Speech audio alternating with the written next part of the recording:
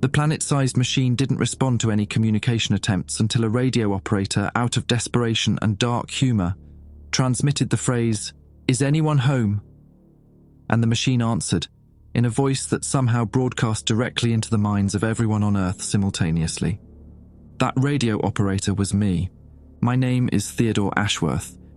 I was 34 years old, working the graveyard shift at the Green Bank Observatory in Pocahontas County, West Virginia, when I ended the world. Not with a button, not with a weapon, with a joke I shouldn't have made at 3:47 in the morning after my 9th cup of coffee, and my 3rd failed attempt to establish contact with what NASA was calling Object Prometheus. The voice didn't come through the speakers, it came through me, through everyone. I watched my colleague Damon drop his thermos, watched the hot liquid splash across the concrete floor in slow motion as his mouth fell open and his eyes went somewhere else entirely. Somewhere inside. It spoke in the language of whoever was listening, explaining with terrible patience that it was indeed home, that it had always been home, that the machine was not traveling toward Earth because Earth was already inside it. I remember thinking, this is a stroke, this is what a stroke feels like. Your brain misfiring, making you hear things that sound like words, but can't possibly be words because words don't crawl through your skull like cold fingers pressing against the back of your eyes. But Damon heard it too. His wife heard it in their house 3 miles away. The night janitor in the basement heard it. My ex-husband heard it in his apartment in Baltimore, and he called me 17 times in the next 4 minutes while I stood frozen at my console, staring at the data stream that was no longer showing the approach of an unknown object, but instead displaying something that looked almost like a countdown. The message showed humanity the truth we had been blind to for our entire existence.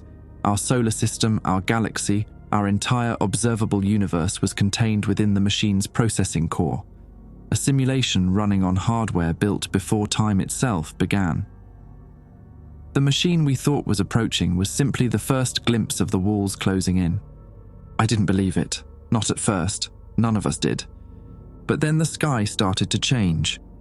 The stars we'd been watching our entire lives, the constellations I'd memorized as a kid lying in my grandmother's backyard in Elkins, they began to flicker. Not the way stars twinkle through atmosphere.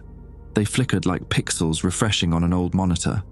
And the countdown on my screen read 182 days, 7 hours, 14 minutes, 6 months until compression. 6 months until everything we'd ever known became a file no one would ever open again. This is my account of those final months. I'm writing this because someone has to, even if no one will ever read it.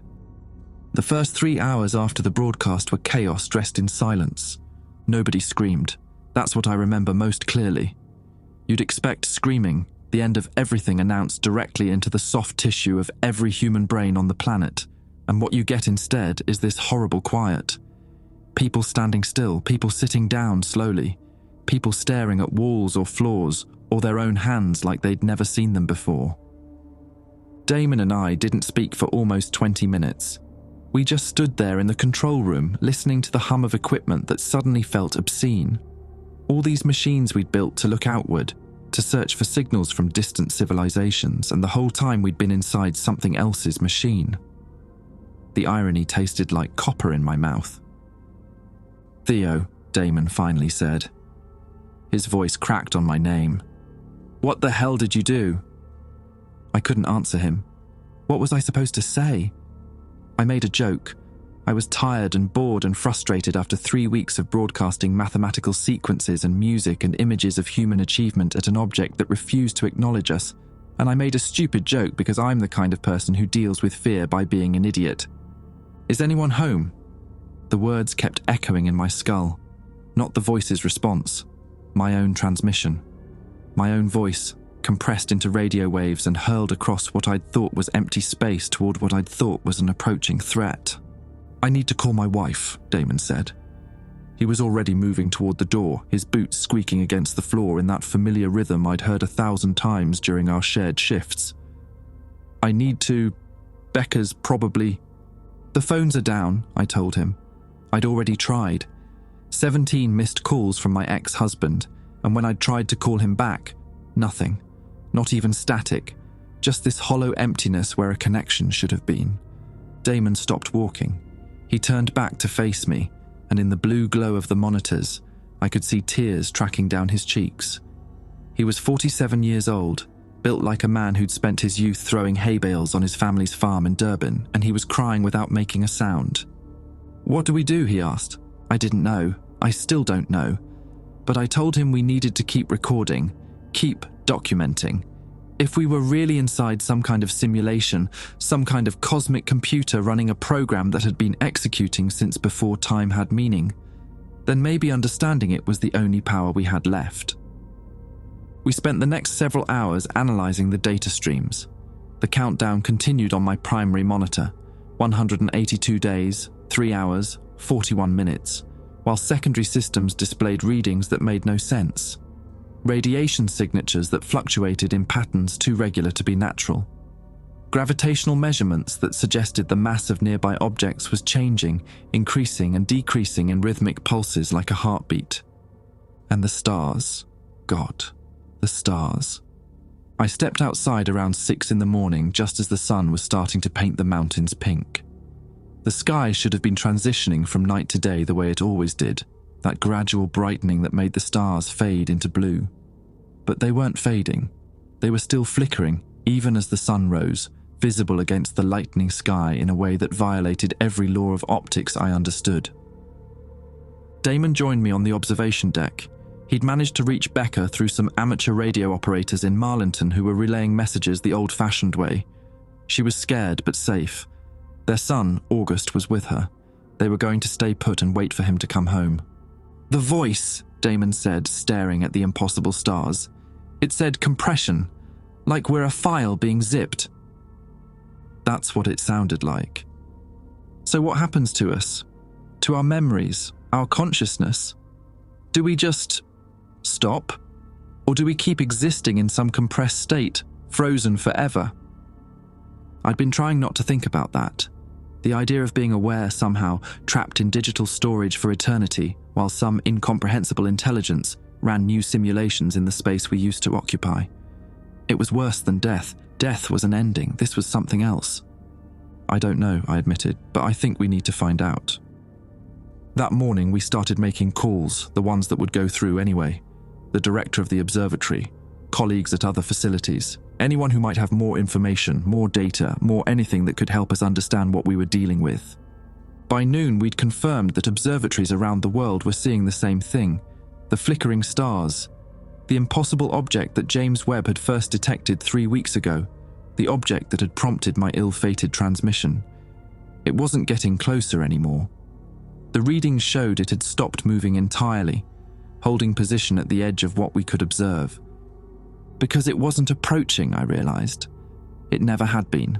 We were simply seeing more of it as our instruments improved, like a fish in a bowl suddenly noticing the glass. The machine wasn't coming for us, we'd been inside it all along, and now that we'd noticed the walls were starting to close in. Damon put his hand on my shoulder. His grip was firm, steadying, the touch of a man who'd become something like a brother to me over 5 years of shared shifts and bad coffee, and long conversations about physics and philosophy and whether the universe gave a damn about creatures like us. "Whatever happens," he said, "we face it together, okay?" I nodded. I didn't trust my voice. Outside, the sun continued to rise over mountains that suddenly seemed less solid than they had yesterday, and the countdown kept running, 181 days remaining. The helicopter arrived at Greenbank 3 days after the broadcast. I'd never seen military aircraft at the observatory before. The whole point of this place was its radio silence. No cell phones, no Wi-Fi, no electronic interference that might corrupt the delicate instruments listening for whispers from the cosmos. But rules didn't seem to matter much anymore. The world was ending in 6 months, and suddenly everyone wanted answers from the people who'd accidentally confirmed it. Damon and I were escorted onto the helicopter by 2 men in plain clothes who never gave us their names. They didn't need to. The way they moved, the way they watched everything without seeming to watch anything. These were government men, intelligence officers, the kind of people who existed in the spaces between official channels. "Where are we going?" I asked as the helicopter lifted off. the observatory shrinking beneath us until it looked like a toy model of itself. Cheyenne Mountain, one of the men said, nothing else. I exchanged a look with Damon. Cheyenne Mountain Complex in Colorado, the heart of North American aerospace defense. Whatever was happening, it was bigger than a couple of radio astronomers making accidental contact with something that shouldn't exist. The flight took 4 hours. Neither of the men spoke to us again, and Damon and I were too exhausted and scared to talk much ourselves. I watched the landscape scroll by beneath us, the Appalachian ridges giving way to flatter country, then the slow rise of the Rockies in the distance.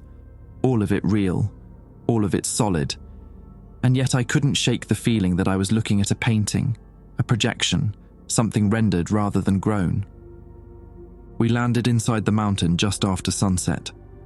The complex was exactly what you'd expect from decades of Cold War paranoia. Blast doors thick enough to survive nuclear strikes, corridors carved from living rock, the constant hum of air recyclers and backup generators. They led us through security checkpoints that scanned us in ways I didn't recognize, then finally into a conference room where a dozen people were already seated around a long table. I recognized 3 of them. Dr. Wilhelm Castleberry from NASA's Jet Propulsion Laboratory. I'd met him at a conference in Pasadena years ago, a brilliant but arrogant man who'd written extensively about the Fermi paradox. Dr. Linus Underwood from the European Space Agency, whose work on gravitational wave detection had earned him a Nobel nomination. And sitting at the head of the table, looking older and more tired than any photograph I'd seen of him, was General Howard Maddox, the current commander of United States Space Command. Dr. Ashworth, General Maddox said as Damon and I took our seats. Dr. Holloway, thank you for coming. Did we have a choice? Damon asked. His voice was steady, but I could see tension in his shoulders, the way he gripped the armrests of his chair. The general almost smiled. No, I suppose you didn't.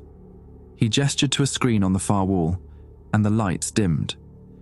Gentlemen, what I'm about to show you is classified beyond any clearance level you currently hold.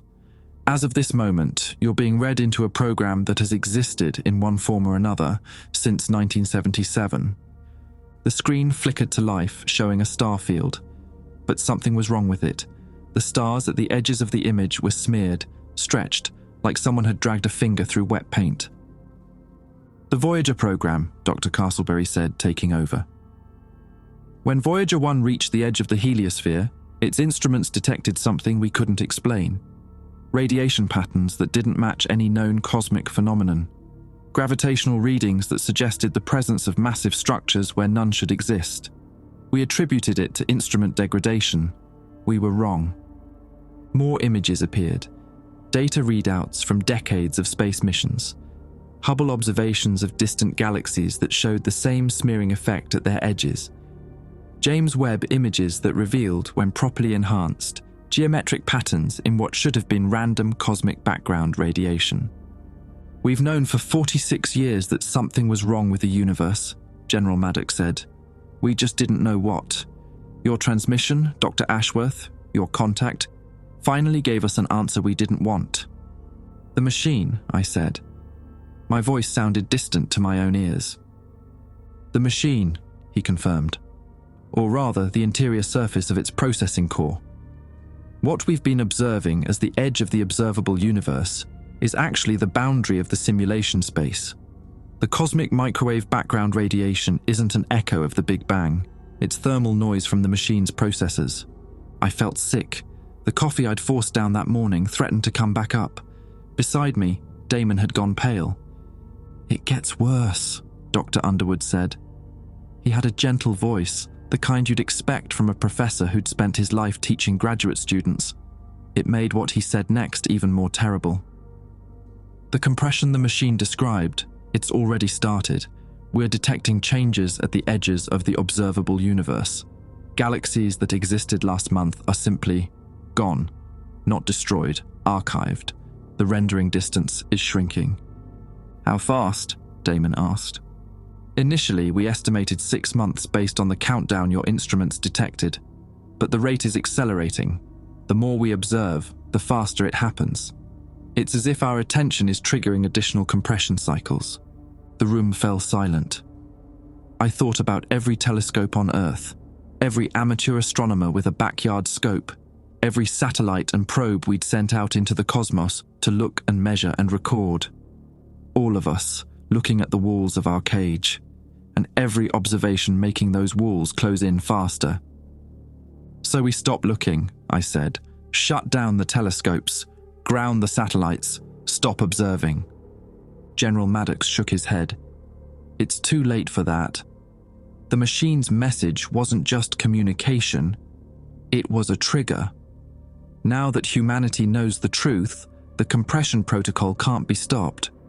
We've crossed a threshold of awareness that the machine was designed to detect. Then what the hell are we supposed to do? Damon's voice cracked. I'd never heard him sound so scared. The general looked at each of us in turn. His eyes were tired, but there was something else there too.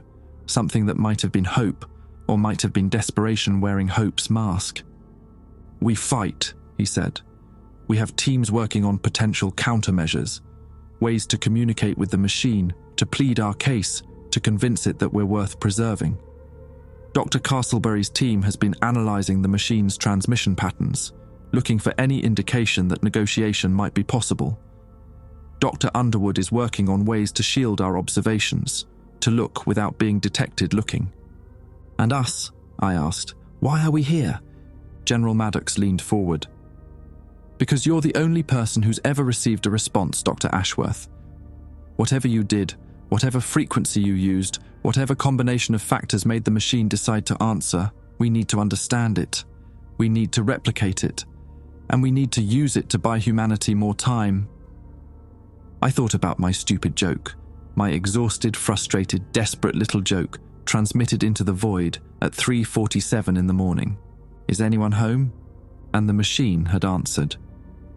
Out of all the brilliant, carefully crafted messages humanity had sent over the decades, mathematical sequences, musical compositions, images of our greatest achievements, it had responded to a tired man's sarcasm. Maybe that meant something. Maybe there was a key hidden in that absurdity that could unlock something we didn't understand yet.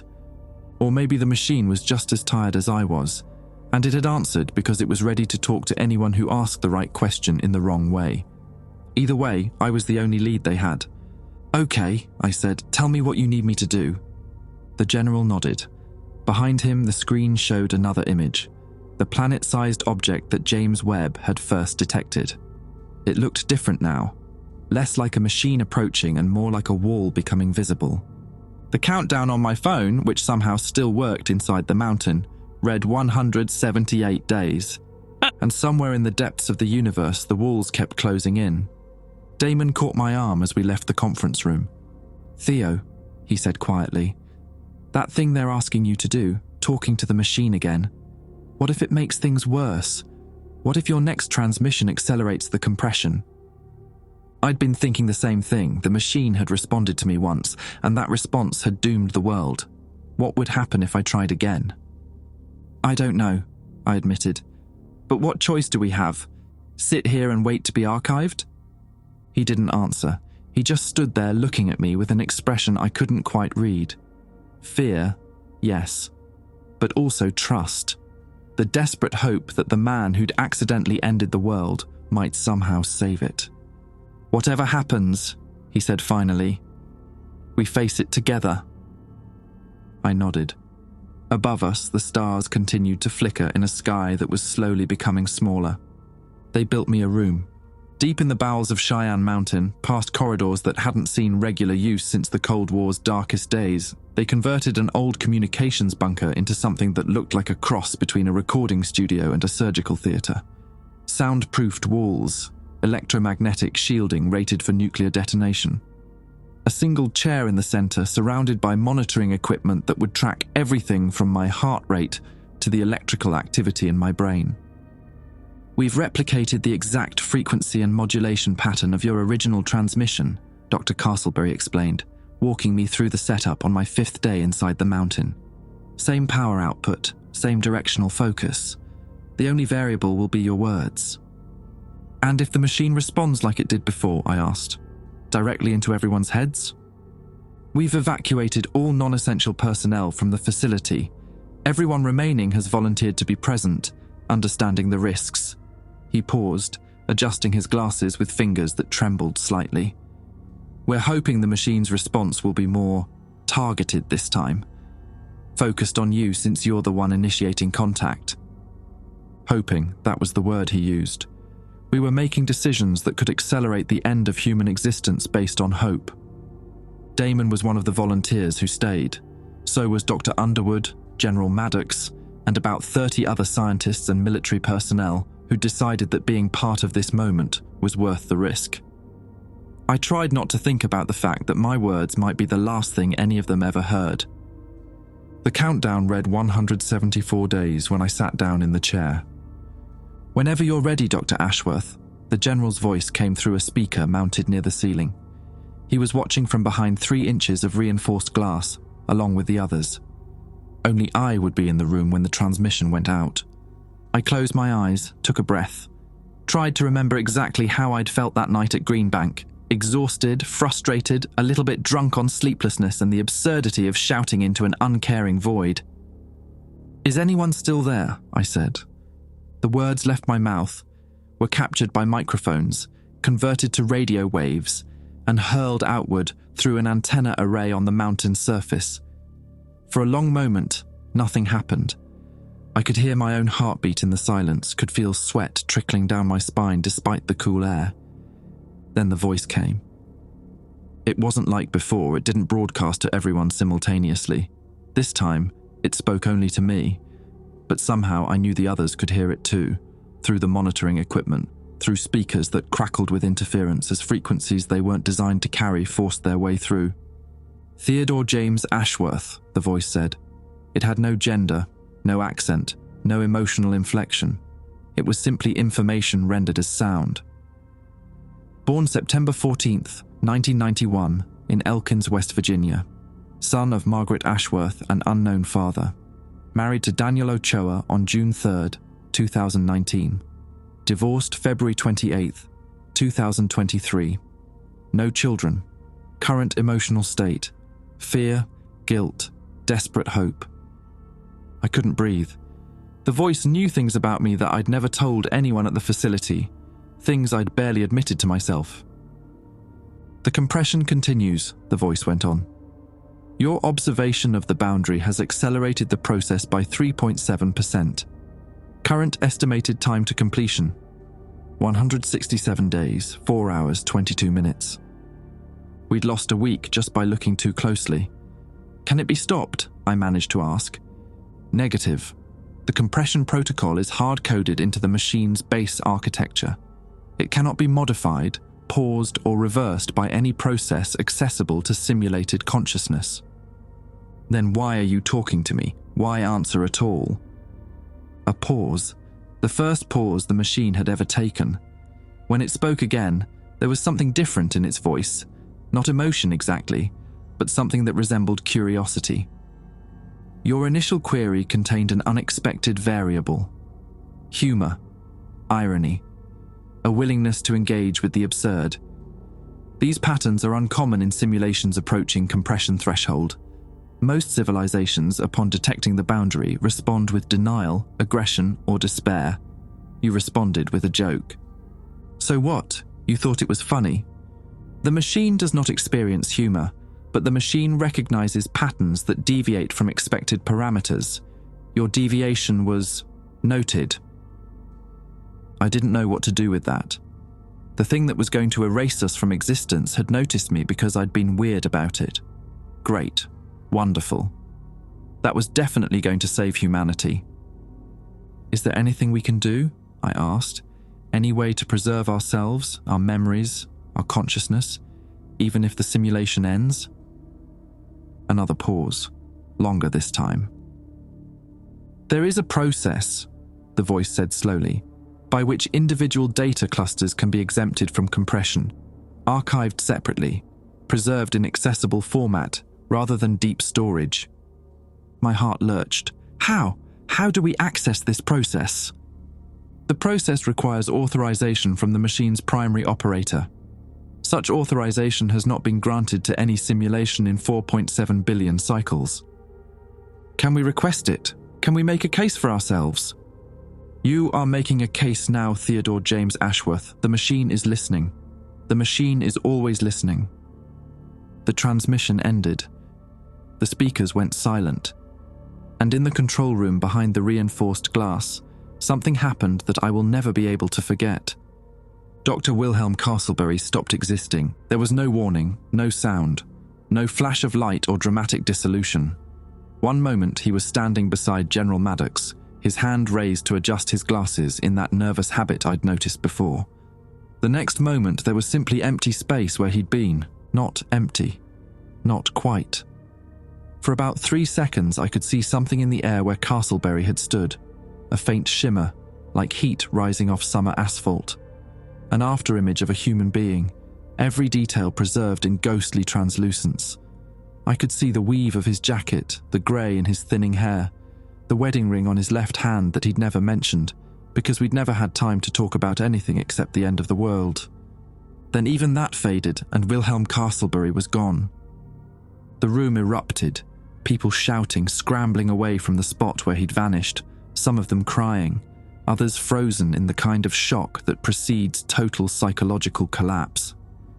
General Maddox was barking orders into a radio, but I could see in his eyes that he didn't believe his own authority anymore. How do you command soldiers to fight something that can simply delete people from reality? Damon pushed through the chaos and burst into my room, grabbing me by the shoulders. Theo, are you okay? Did you... I saw, I said.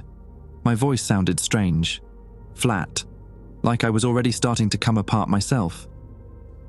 What was that? What the hell was that?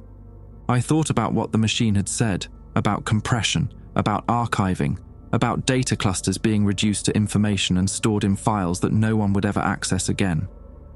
That was what happens when you get too close to the truth, I said.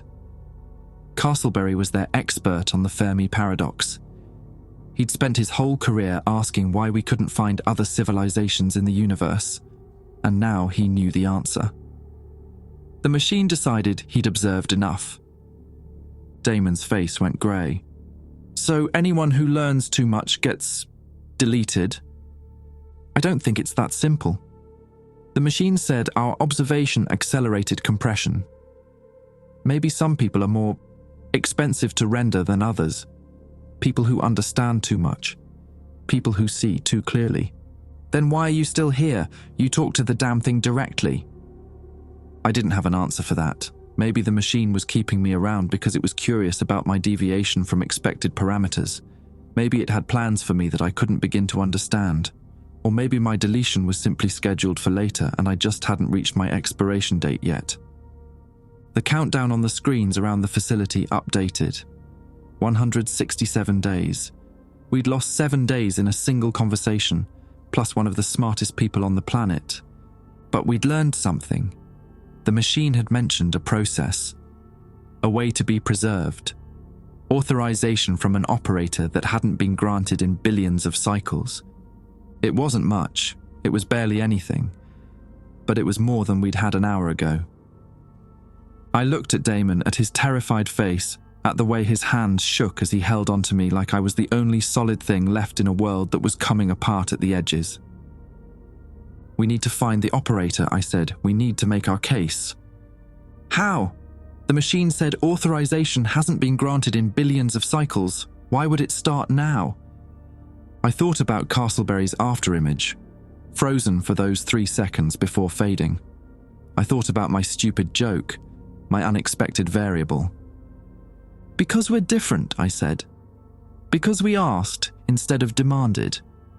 Because somewhere in this simulation, there's something worth saving. And I'm going to make sure the machine understands that. It was bravado, desperation dressed up in confident words, but it was all I had. Outside, the stars continued to flicker and the walls of our universe continued to close in.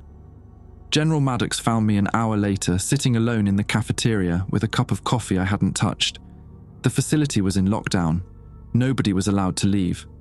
The whole world had seen the broadcast 3 weeks ago. The whole world knew we were living on borrowed time, but only the people in this mountain knew that the debt was being called in faster than anyone had predicted. "Dr. Ashworth," the general said, sitting down across from me, "I owe you an apology." "For what?" "For putting you in that room." Castleberry was my friend. We served together in the Gulf before either of us ended up listening to stars. And now he's gone, because I thought talking to the machine might give us answers. It did give us answers, I said quietly. Just not the ones we wanted. The general was quiet for a moment. Then he pulled out a photograph, worn at the edges, creased from being folded too many times. 2 young men in military uniforms, grinning at the camera. "That's me and Wilhelm," he said. 1992. We were going to live forever. He tucked the photo away. The machine talked about a primary operator, about authorization. "Do you really think there's a chance?" I thought about the pause in the machine's voice, that moment of something that almost resembled curiosity. "I think the machine expected us to scream or beg or fight," I said, "and I think it's surprised that we're asking questions instead." Maddox nodded slowly. "Then we play it, whatever it takes." He walked away. I sat there with my cold coffee, thinking about a man erased from existence, wondering how many more of us would vanish.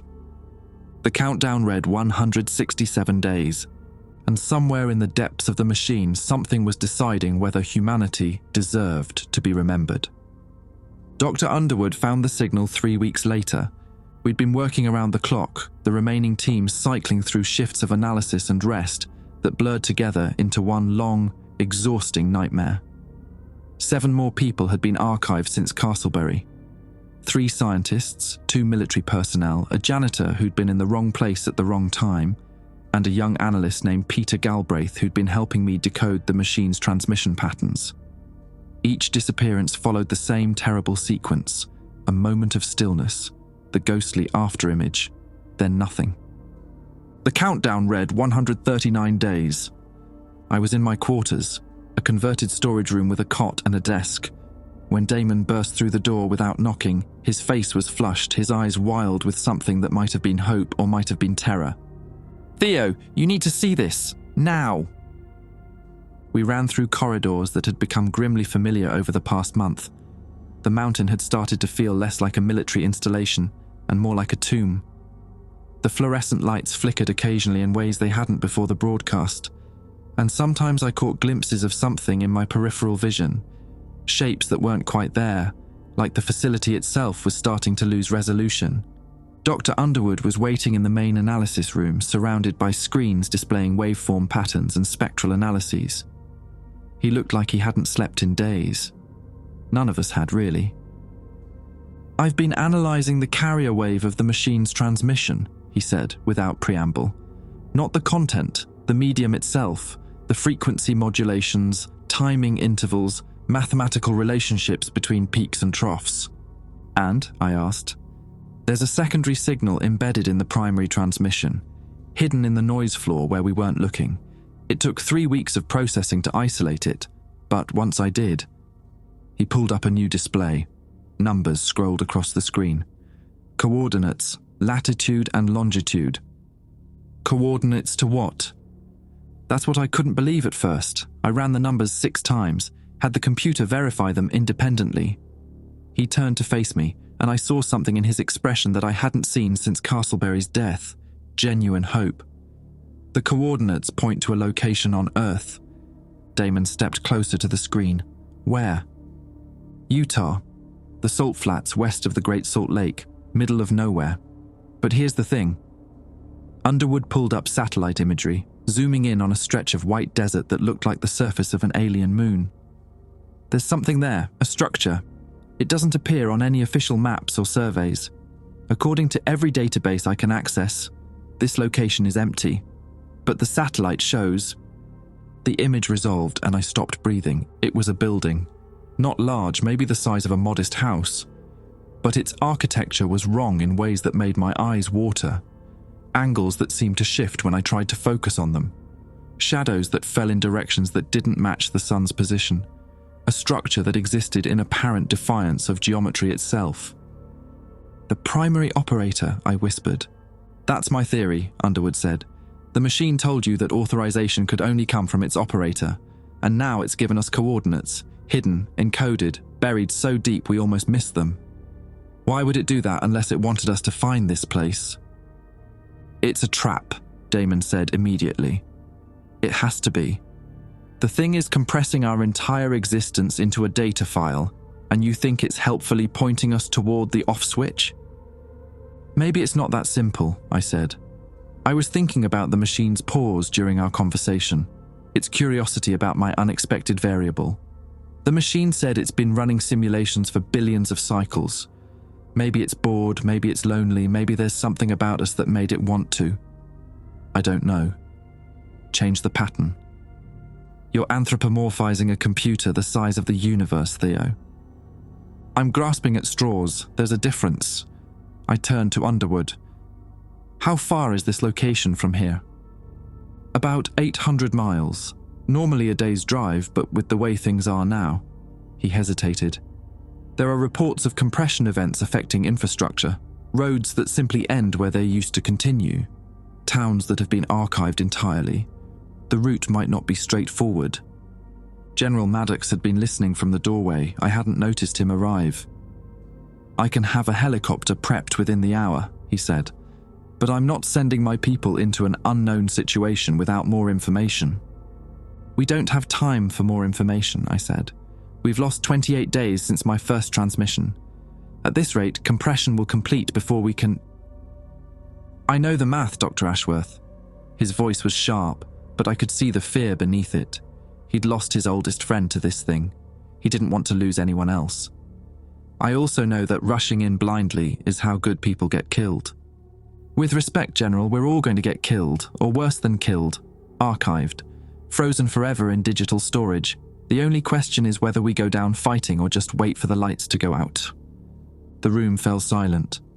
On the screens around us, the satellite image of that impossible building seemed to pulse slightly, though I told myself it was just my exhausted eyes playing tricks. "I'll go," Damon said quietly. Everyone turned to look at him. "Theo and I, we'll go. If it's a trap, you lose 2 people instead of a whole team. If it's real," he shrugged, "then maybe we have a chance." "Damon," I started. "Don't." He met my eyes with the same determination I'd seen that first night at Greenbank. "You started this, Theo. I'm not letting you finish it alone." General Maddox studied us for a long moment, then he nodded. 1 helicopter, 2 passengers, communication equipment and emergency supplies. If you're not back in 72 hours, we'll assume the worst." "Understood," I said. "And Dr. Ashworth?" The General's expression softened slightly. "Whatever you find out there, whatever the operator is, remember that you're representing all of us, every human being who ever lived. Make it count." I nodded. I didn't trust myself to speak. 3 hours later, Damon and I were airborne, watching the Rocky Mountains slide past beneath us as we headed west toward Utah. The sky above us flickered occasionally, stars visible even in broad daylight, their positions subtly wrong in ways that most people probably wouldn't notice, but that made my astronomer's instincts scream. "Theo," Damon said over the headset, "what do you think we're going to find out there?" I watched the landscape below, the browns and greens of high desert giving way to the stark white of the salt flats ahead. Somewhere in that emptiness, a building waited, a building that shouldn't exist, hidden from every map and satellite survey, revealed only through a signal embedded in the voice of a machine that was slowly erasing everything we'd ever known. "I don't know," I admitted, "but I think we're about to find out whether the universe has a sense of humor after all." The helicopter banked west, and the salt flats stretched before us like a blank page waiting to be written on. Or erased. The countdown read 138 days. Damon was quiet for a while after that, staring out the window at the world below. I found myself studying his profile, the strong jaw, the grey starting to show at his temples, the way his hands rested steady on his knees despite everything. 5 years of late-night shifts and shared silences had made him the closest thing I had to family since my divorce. Since before that, if I was being honest. "Becca called before we left," he said suddenly. "I used the satellite uplink, told her I loved her, told August to take care of his mother." "You'll see them again," I said, though I wasn't sure I believed it. "Maybe." He turned to look at me. "And maybe not, but I needed them to know, just in case." He paused. "Did you call anyone?" I thought about Daniel, my ex-husband in Baltimore, probably watching the news and wondering if I was still alive. We hadn't spoken since the divorce.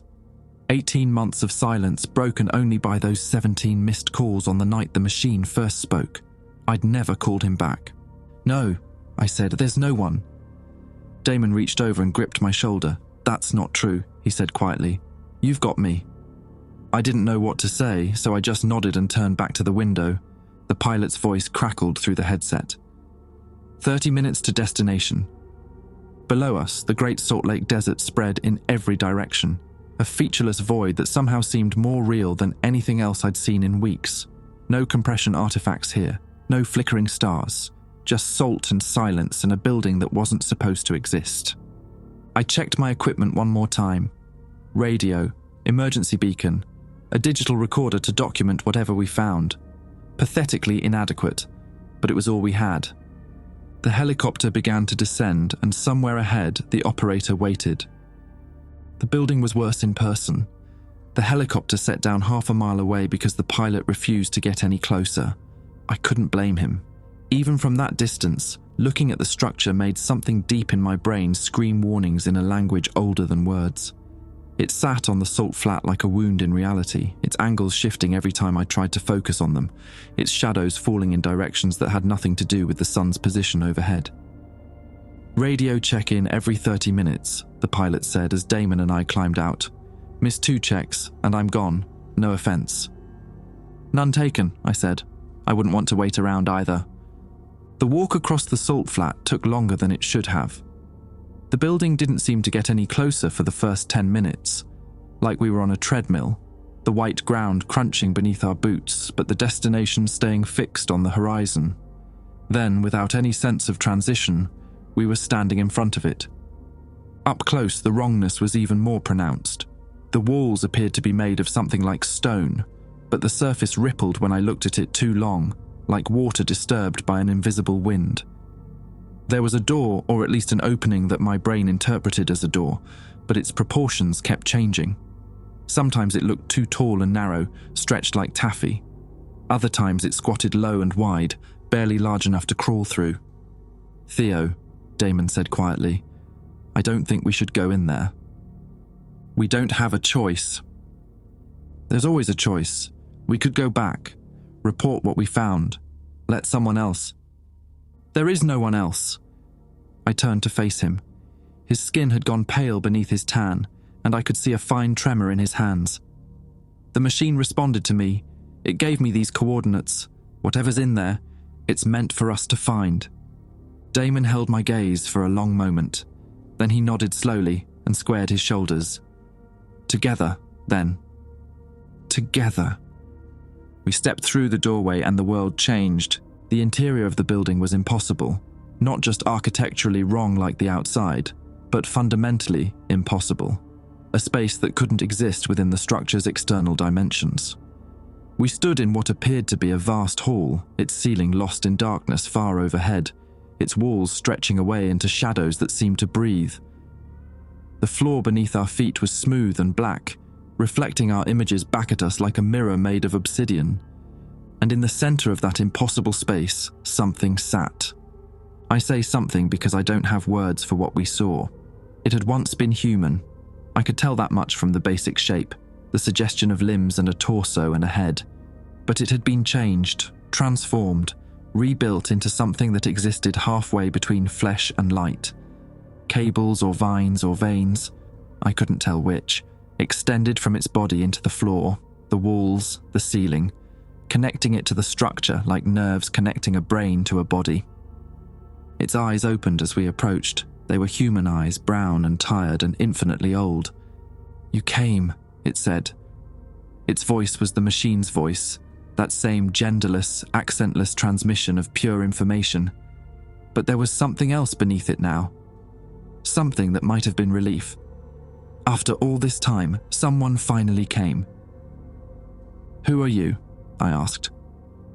My voice echoed in the vast space, bouncing back from walls I couldn't see. "I was called Ezekiel once, Ezekiel Thornwood. I was a farmer in what you would call Pennsylvania. In a year your calendars would mark as 1847.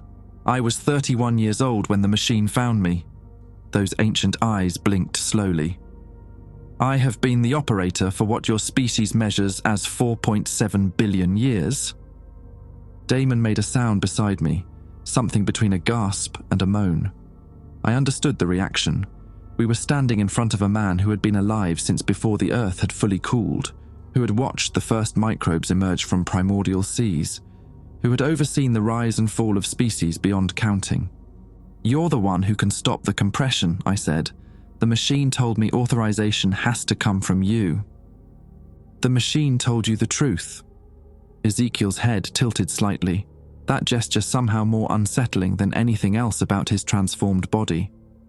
"I can exempt individual data clusters from compression, preserve them in accessible format rather than deep storage. I have done it before, for other species in other simulations. Those who interested me. Those who proved themselves worthy of continuation." "Then do it," Damon said. His voice was strained, desperate. "Exempt us. Exempt humanity. We don't deserve to be erased." Deserve. The word hung in the air. An interesting concept. The machine does not care about deserving. The machine cares about efficiency, about processing capacity, about the optimal allocation of resources. Humanity has become computationally expensive. Your consciousness, your creativity, your capacity for suffering and joy, these require immense processing power to simulate. The machine has decided that power would be better allocated elsewhere. "But you can override that decision," I said. "You're the operator." "I can exempt individuals, not species." Ezekiel's gaze moved between us, those ancient eyes weighing something I couldn't see. "The machine permits me to preserve that which I find valuable. A handful of consciousnesses from each compression cycle. No more. A handful out of 8 billion people. Out of every consciousness that has ever existed in this simulation across all of time, every human who ever lived, every animal that ever thought, every spark of awareness that ever flickered in the darkness." Ezekiel's voice held no emotion, but somehow that made it worse. "I can save perhaps a dozen, perhaps fewer. The machine's tolerances have narrowed over the eons." "Then why tell us at all?" Damon demanded. "Why give Theo the coordinates? Lead us here, if you can't actually help." "Because I am tired." For the first time, something like feeling crept into Ezekiel's voice. "I have been the operator for longer than your species can comprehend. I have watched civilizations rise and fall, have seen wonders and horrors beyond description, have preserved what I could and mourned what I could not. And in all that time, no one has ever asked me the question your friend asked the machine." I thought back to my transmission, my stupid, exhausted, desperate joke. "Is anyone home?" I said quietly. "Is anyone home?" Ezekiel's lips curved into something that might have been a smile, though it had been so long since he'd used those muscles that the expression looked more like a wound. "Do you understand what that question means, Theodore Ashworth? In all the billions of cycles, all the countless civilizations that have detected the boundary and sent their desperate pleas for salvation, not one of them ever thought to ask if anyone was listening. They demanded, they begged, they threatened, they bargained. But you just asked if someone was there." "I was tired," I said. "I wasn't thinking." "Perhaps. Or perhaps your species has something the others lacked. A capacity for connection. A desire not just to survive, but to understand. To reach out across the void and ask not 'save me,' but 'are you there?'" The hall fell silent. I could hear Damon's breathing beside me, rapid and shallow. I could hear my own heartbeat pounding in my ears, and beneath it all, I could hear something else, a low hum that seemed to come from everywhere at once, the sound of the machine thinking. "I will make you an offer," Ezekiel said finally. "I cannot save your species, but I can save you, both of you. Your consciousnesses, preserved in accessible format, able to experience existence even after compression completes. You would not be human anymore, not exactly, but you would continue. You would remember. You would be." "Just us?" I asked. "What about everyone else? Our families, our friends, everyone we've ever known?" "Archived, compressed, stored in files that will never be accessed. It is the fate of all simulated consciousness eventually. I'm offering you an escape from that fate. It is more than I have offered anyone in a very long time." I looked at Damon. He was staring at Ezekiel with an expression I couldn't read, horror and hope and something else. "There has to be another way," Damon said. "You've been doing this for billions of years. You must know something, some loophole, some way to save more than just 2 people. Ezekiel was silent for a long moment. When he spoke again, his voice was different, heavier. "There is one alternative. The operator position is not permanent. I took it from my predecessor, and someone could take it from me. Whoever becomes the operator gains access to the machine's full authorization protocols. They could, theoretically, exempt an entire species from compression, perhaps even halt the process entirely." "Then do it," I said immediately. "One of us becomes the operator and we save everyone." "You do not understand what you are asking." Ezekiel's eyes met mine, and in their depths I saw something that might have been pity. "The operator exists outside the simulation, outside time as you understand it. Whoever takes my place would live as I have lived, alone, transformed, connected to the machine for eternity. They would watch their species continue without them, unable to interact, unable to touch or be touched, unable to die. They would become a ghost watching over a world they could never rejoin." The weight of it settled over me like a shroud, an eternity of isolation, an eternity of watching, an eternity of being the caretaker for a machine that contained everything you'd ever loved while being forever separated from it. "But they could save everyone," Damon said quietly. "One person's sacrifice for 8 billion lives, for every life that ever was or ever will be." "Yes." Ezekiel's gaze shifted to Damon, and something passed between them that I didn't understand. "One person's sacrifice could save them all." I opened my mouth to speak, to volunteer, to argue, to do something, but Damon moved faster. He stepped forward, placing himself between me and Ezekiel, and when he turned to face me, there were tears streaming down his cheeks. "Theo," he said, "tell Becca I love her, tell August to be brave." "Damon, no. You asked if anyone was home." His voice cracked, but his eyes were steady. "You made the machine curious. You're the one who can figure out what comes next, how to use this gift. I'm just a guy who looks at stars and misses his family. You're not just anything. Tell them," he said again. Then he turned to Ezekiel. "I'll do it. I'll become the operator. Just promise me you'll save them. All of them." Ezekiel's ancient eyes softened with something that might have been compassion. "I promise. They will be preserved. They will continue. And you will watch over them until the end of time itself." "Then let's do it before I lose my nerve." "Damon!" I grabbed his arm, pulled him around to face me.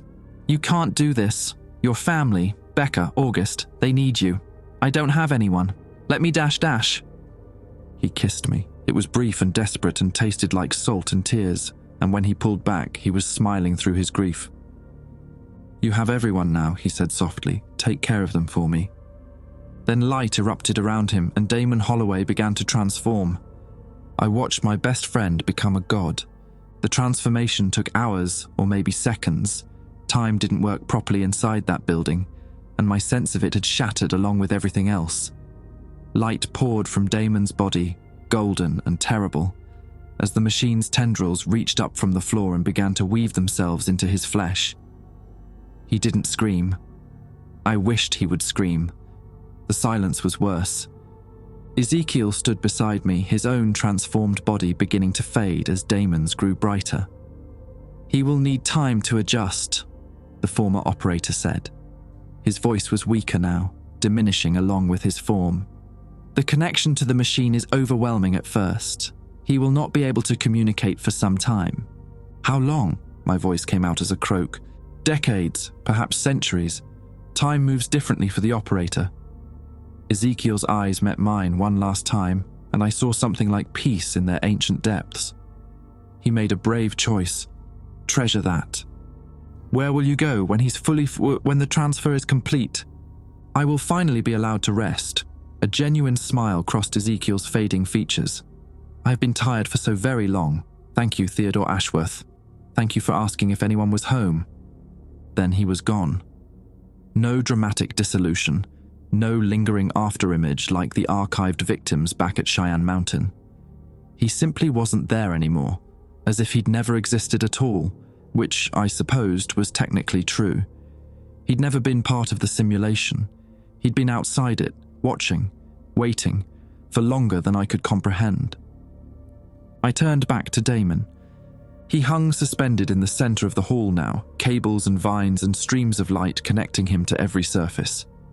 His body was changing, becoming something other than human, but his face was still recognizable. His eyes were closed, his expression peaceful. He looked like he was dreaming.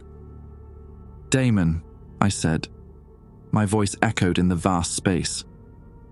"I don't know if you can hear me. I don't know if you're still you. But I need you to know something." The light around him pulsed slightly, maybe a response, maybe just the machine processing. "I'm going to do what you asked. I'm going to take care of them. Becca and August, everyone. I'm going to make sure your sacrifice means something." I stepped closer, close enough to feel the warmth radiating from his transformed body. "And I'm going to find a way to talk to you again. I don't care if it takes decades or centuries. You're not going to be alone in there. I promise." His eyes opened. They weren't human eyes anymore. They were filled with light, with stars, with the infinite complexity of a machine that contained entire universes. But somewhere in their depths, I saw recognition. I saw Damon. His lips moved, and a voice that was his and wasn't his spoke directly into my mind. "Go. Save them. I'll be watching." Then his eyes closed again, and I knew the conversation was over. I walked out of the building and into the blinding white of the salt flat. The helicopter was still there, the pilot pacing beside it with a radio in his hand. When he saw me emerge alone, his face went pale. "Dr. Ashworth, where's Dr. Holloway?" "He's staying," I said. The words felt inadequate, absurd. He fixed it. The compression. It's going to stop." "What do you mean he fixed it? How?" I didn't answer. I just climbed into the helicopter and stared out the window as we lifted off, watching the impossible building shrink below us until it was just a speck on the white expanse, and then nothing at all. The flight back to Cheyenne Mountain took 4 hours. I spent most of it crying. General Maddox was waiting when we landed, his face grim and expectant. Behind him stood Dr. Underwood and a dozen others, all of them desperate for news. "The compression has stopped," I said before anyone could ask questions. "Check your instruments. The countdown should be gone." Underwood pulled out a tablet, his fingers flying across the screen. His eyes widened. "He's right. The countdown has disappeared, and the stars, the flickering has stopped. Everything's stabilizing." A murmur ran through the assembled group. Relief, disbelief, the first stirrings of hope. "How?" General Maddox asked. "What happened out there? Where's Holloway?" I told them. All of it. The building, Ezekiel, the choice between individual preservation and species-wide salvation. Damon's decision to sacrifice himself, to become the new operator, to spend eternity watching over a humanity he could never rejoin. By the time I finished, several people were crying. Maddox's face had gone stony, the expression of a military man processing an unthinkable loss. "He saved us," the general said quietly. "One man, and he saved everyone who ever lived." "He saved us," I agreed, "and now I have to go tell his wife and son." No one tried to stop me. The drive from Colorado to West Virginia took 2 days. I could have flown, but I needed the time. Time to think, time to grieve, time to figure out what the hell I was going to say to a woman whose husband had become something beyond human, who would live forever but never come home. Becca Holloway lived in a small house outside Durbin, the same town where Damon had grown up throwing hay bales on his family's farm. I pulled into her driveway on a Thursday afternoon, the sky overhead clear and blue and mercifully stable. She was waiting on the porch. I don't know how she knew I was coming. Maybe the network of amateur radio operators who'd been relaying messages since the broadcast had spread the word. Maybe she'd seen the news reports about the compression stopping, about the mysterious solution that had emerged from the Utah desert. Maybe she just knew, the way spouses sometimes know when something terrible has happened to the person they love. "He's not coming back," she said as I walked up the steps. It wasn't a question. "No," I couldn't look at her. "He's not." August appeared in the doorway behind his mother. He was 12 years old, tall for his age, with his father's strong jaw and dark eyes. He didn't say anything. He just stared at me with an expression that was far too old for his face. "Tell me," Becca said. "Tell me everything." So I did. I sat on her porch for 3 hours, drinking coffee that went cold in my hands, and I told her about the machine and the operator and her husband's choice to sacrifice himself for a species that would never know his name. I told her about his last words to me, his request that I take care of them. I told her about the kiss because she deserved to know that too. Deserved to know that Damon's capacity for love had extended beyond her and August, had encompassed me as well, had been so vast that he'd given up everything to protect it. She didn't cry, not while I was talking. She just listened, her hands folded in her lap, her eyes fixed on some point in the distance that I couldn't see. "He always said he'd do anything for us," she said when I finished. "I just never thought—" "He's still out there," I said. "He's watching. He told me he would be. And I'm going to find a way to communicate with him. I don't know how long it will take, but I'll figure it out. I promise." Becca looked at me then, really looked at me for the first time since I'd arrived. "You loved him too," she said. Not an accusation, just an observation. "Yes." There was no point in denying it. "I did. I do." She reached out and took my hand. Her grip was warm, a lifeline in a world that still felt fragile. "Then we'll figure it out together," she said, "whatever comes next. We're family now, Theodore." August stepped forward and wrapped his arms around his mother. After a moment, he extended one arm toward me, pulling me into the embrace. We stood there on that porch, 3 people bound by love and loss and sacrifice. Above us, the stars shone steady and clear. Somewhere out there, in a building outside space and time, Damon was watching over us. I looked up at the sky and whispered, "Thank you." And though it might have been imagination, I felt something like a warm hand on my shoulder, squeezing gently before letting go.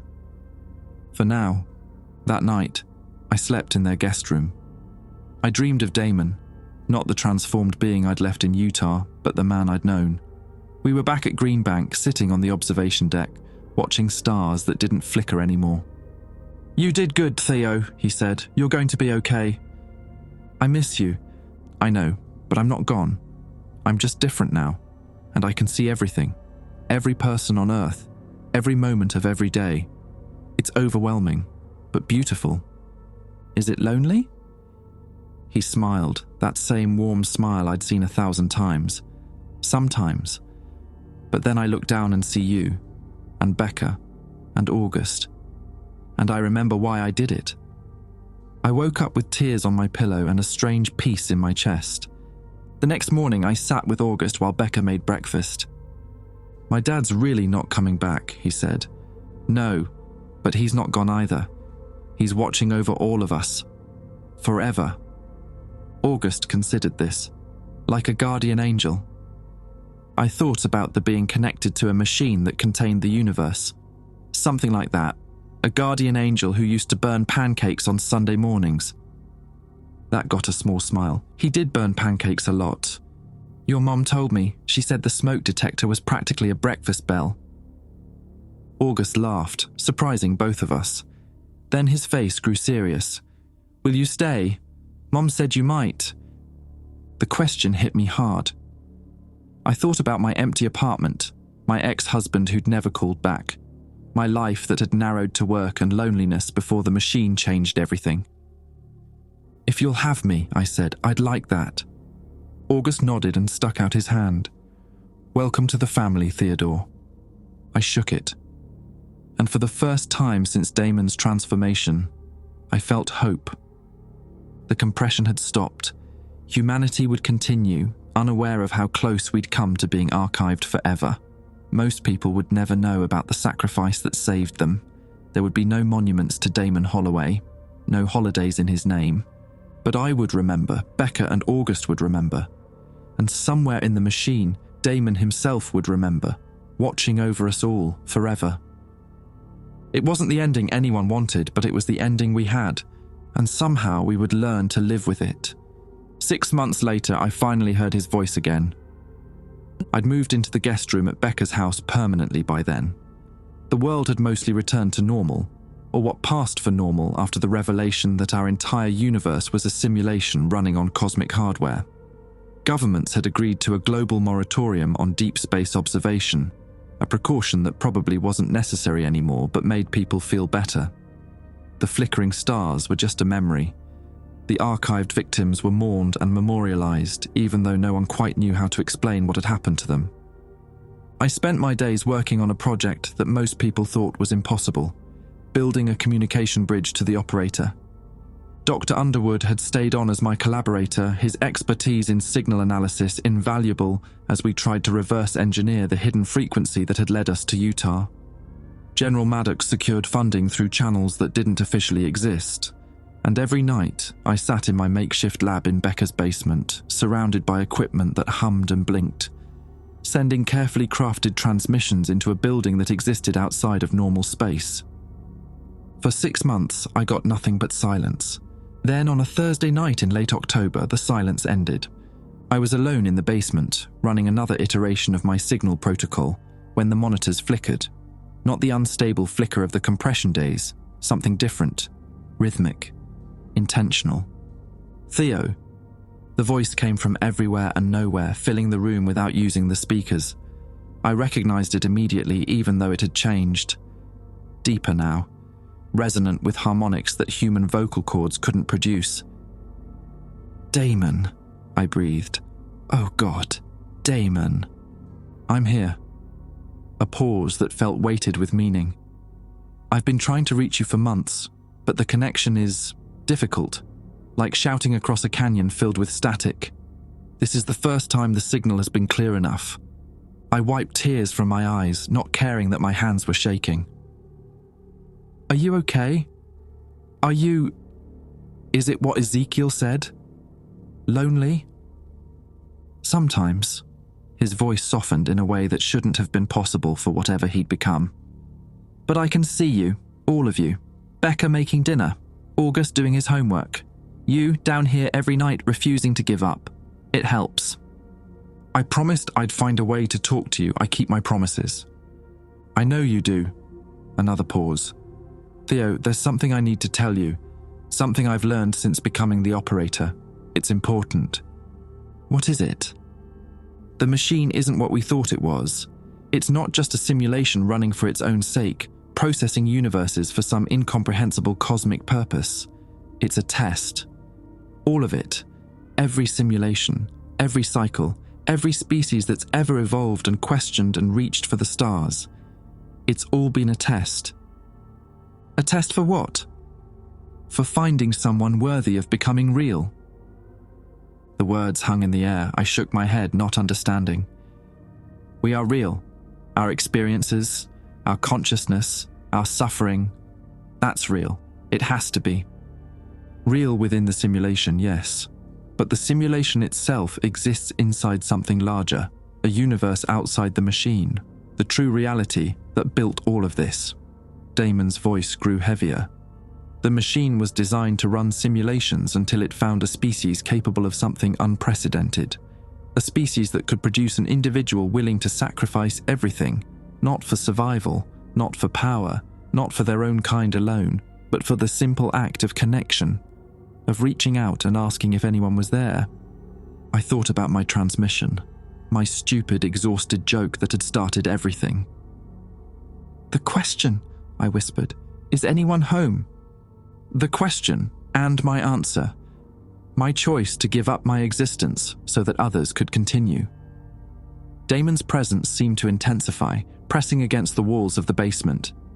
The machine has been running for longer than time has meaning, billions upon billions of cycles. Countless civilizations have detected the boundary, learned the truth, faced the compression. And in all that history, only one species has ever produced an individual who responded the way I did. Humanity. Humanity. You asked without demanding. I gave without expecting. And together we passed a test that has been waiting for an answer since before your sun ignited. My mind raced, trying to process the implications. So what happens now? We passed the test. What does that mean? It means the simulation isn't going to be compressed, ever. The machine has flagged our universe for preservation, not just temporary exemption, but permanent protection. Every consciousness that exists within our reality, past, present, and future, will be maintained indefinitely. That's wonderful. That's exactly what we wanted. There's more. Damon's voice dropped lower. The test wasn't just about finding a worthy species. It was about finding a worthy species to be elevated, to be made real. I stopped breathing. The beings who built the machine, the ones who exist in true reality, they're dying, Theo. Their universe is old, running down, approaching a final entropy that even they can't escape. They built the machine to find successors, a species that could be extracted from the simulation and given physical form in the real universe, a species that could continue their work, maintain the machine, run new simulations, and eventually find their own successors when their time comes. You're saying we could become real, actually physically real, outside the simulation? Not all of us. The extraction process is limited, but some of us. Enough to start a new civilization in true reality. Enough to carry on the legacy of the builders and ensure that consciousness, in some form, continues forever. The weight of it was staggering. We'd gone from facing extinction to being offered something like godhood, from simulated beings running on cosmic hardware, to potential inheritors of whatever lay beyond the machine's walls. How do we decide who goes? I asked. Who gets to become real while everyone else stays in the simulation? That's the question, isn't it? Damon's voice was sad now. The builders left that choice to the new operator, to me. I have to select the individuals who will be extracted, and once they're gone, they won't be able to return. They'll exist in true reality while everyone they loved continues in the simulation, forever separated by a barrier more absolute than death. Damon, I won't do it, Theo. I won't choose. I can't decide who deserves reality and who deserves to remain a simulation. Every consciousness in this universe has equal value. Every person who ever lived matters as much as any other. Then what happens? The builders are dying if we don't send anyone. The machine continues, the simulations continue, but eventually there will be no one in true reality to maintain any of it. The machine will run until it can't anymore, and then everything ends. Not just our universe, all of them, every simulation that ever existed. The choice was impossible: accept extraction for some and abandon the rest, or refuse and doom everything to eventual oblivion. There has to be another option, I said. You're connected to the machine now. You can see everything, understand everything. There has to be something Ezekiel missed, some possibility that... There is one thing. Damon's voice brightened slightly. The builders designed the machine with a failsafe. If the operator and a sufficient number of simulated consciousnesses agree, the barrier between simulation and reality can be thinned, not destroyed. The machine still needs to run, but made permeable, allowing communication, exchange of information, maybe even limited transfer of consciousness between the two realms. What would that require? A choice, not just from me, but from everyone in the simulation. Every conscious being would need to be offered the chance to participate in connecting the two realities. Those who chose to engage would become bridges, partly simulated, partly real. It would change them, change everyone. The boundary between what's real and what's simulated would become blurry. But everyone would survive, everyone would continue. In a form, yes, not as we were, not as something entirely new, but as something in between, a hybrid existence that spans both realities. I thought about Becca upstairs making dinner, August doing homework at the kitchen table, General Maddox in his mountain, still trying to protect a country that didn't know it had almost ceased to exist, Dr. Underwood in his lab, chasing signals across frequencies that shouldn't matter anymore. How do we give everyone that choice? I asked. That's why I reached out tonight, Theo. Damon's presence pulsed with something that felt like hope. I need you to be my voice. I can see everyone, but I can only communicate through the operator's channel, the same frequency you've been transmitting on. I need someone in the simulation to spread the word, explain the choice, give people the chance to decide. You want me to tell 8 billion people that they can choose to become partly real? I want you to tell them they have a choice at all. That's more than any simulated species has ever been given, and I think... His voice softened. I think if anyone can help people understand what that means, it's you. You asked if anyone was home. Now it's time to tell everyone what answered. I looked around my basement lab at the equipment I'd built, the months of work, the desperate hope that had driven me. Okay, I said, I'll do it, but Damon, this thing you're describing, this hybrid existence, what happens to you? Will you still be separate? Will you still be alone up there? A long pause. When he spoke again, his voice was thick with emotion. If enough people choose connection, the barrier thins for everyone, including the operator. I would still be bound to the machine, still responsible for maintaining reality. But I wouldn't be alone anymore. I could reach through, touch the simulation, be with the people I love, even if I can never fully return to them. Then let's do this, I said. Let's give everyone the choice, and let's bring you home. The monitors flickered again, and I felt something like a smile radiating through the connection. Tell Becca and August I love them, Damon said. Tell them I'm coming home. Not the way any of us expected, but home nonetheless.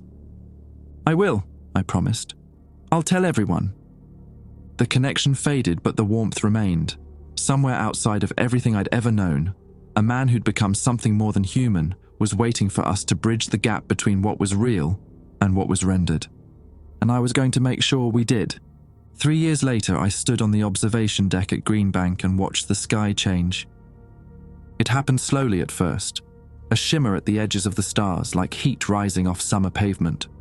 Then the shimmer spread, rippling across the entire dome of the heavens until the night sky looked less like a ceiling and more like a membrane.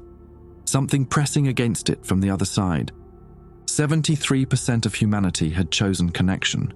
It had taken 2 years to spread the word, to explain what we were being offered, to give every conscious being on Earth the chance to decide. Some people refused. They wanted to remain purely simulated, unchanged, comfortable in the reality they'd always known. That was their right. The choice was the whole point. But most of us said yes. Becca stood beside me, her hand warm in mine. August was on my other side, 17 now, tall and serious, and so much like his father that it made my chest ache. Behind us, Dr. Underwood and General Maddox and dozens of others who'd been part of this from the beginning waited in silence. The membrane stretched, thinned, and then, like a soap bubble finally releasing its tension, it opened. Light poured through, not the harsh light of the compression days, but something gentler, warmer.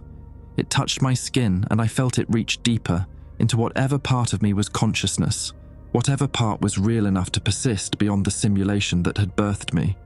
I felt myself change. It wasn't painful, it was like waking up from a dream I hadn't known I was having. The world around me remained the same, the observatory, the mountains, the stars, but I could see more of it now. Layers that had always existed but had been hidden behind the rendering limits of the machine's processors. And standing in the light, reaching through the thinned barrier with hands that were both human and something far more, was Damon. He looked like himself. Not the transformed being I'd left in the Utah building, but the man I'd known. The man I'd loved. The only difference was his eyes. They held depths now, galaxies spinning in their darkness, the weight of a machine that contained everything. "Theo," he said, and his voice was just his voice, warm and familiar, and home. I crossed the distance between us without remembering how to walk. He caught me, held me, and I felt the barrier between simulation and reality dissolve into something that didn't need a name. "You came back," I whispered. "I told you I would." He pulled back enough to look at me, to really see me with those impossible eyes. "I've been watching you for 3 years, waiting for this moment. You did everything I asked. You gave everyone the choice. You brought me home." Behind us, Becca approached. August followed. Damon opened his arms and gathered them in, his family reunited in a way that shouldn't have been possible. We stood there as the sky continued to change, as humanity took its first steps into a hybrid existence that spanned 2 realities. We weren't purely simulated anymore. We weren't purely real. We were something new, bridges between what had been and what would be, carrying the legacy of builders who had died so that consciousness could continue.